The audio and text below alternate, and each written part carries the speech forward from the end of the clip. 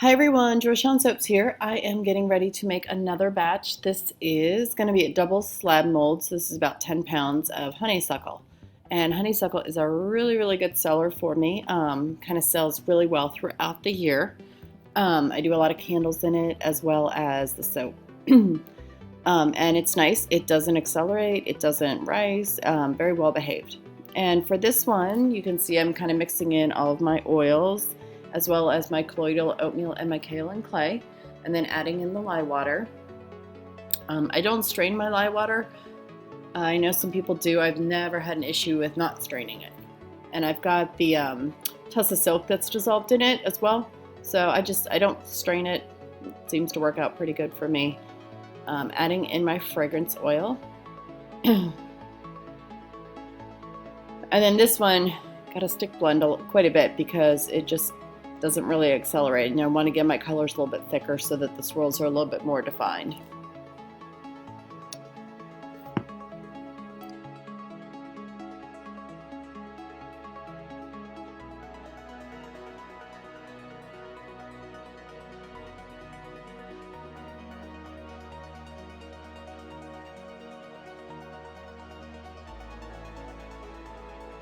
All right, and I'm going to portion out the soap.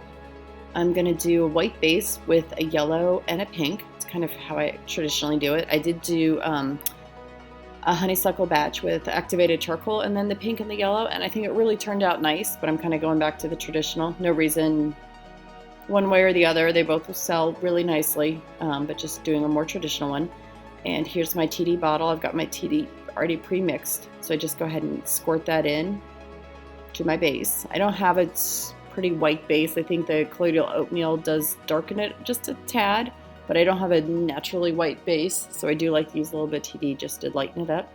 And then you will see in a moment I'm going to use a pink and a yellow, and this yellow and a lot of yellows actually will kind of change color. They morph. So as soon as you put the yellow in, it turns orange. And then after a couple days, it will turn back magically to yellow after the saponification process. So it changes kind of almost instantly before your eyes. And the first time it does it for you, if you're not expecting it, holy cow, you're like, this was not in my plan. I remember I had gotten one and I was testing a lemon fragrance, lemon verbena, and it turned orange. And I said, my lemon soap is not supposed to be orange. What's going on? And sure enough, a day later, it turned right back. So it was all good. So if you ever have that happen, just check the reviews, and 99% of the time it's going to morph back for you.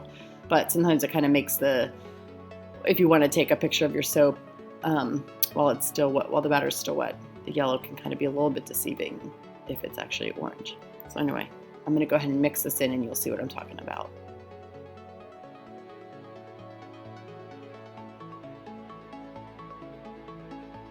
And there we go, kind of right before your eyes, it kind of turns orange. Not a bad thing, just as long as you know what to expect. All right, I'm gonna mix the pink in, and then I'm gonna get ready for the pour.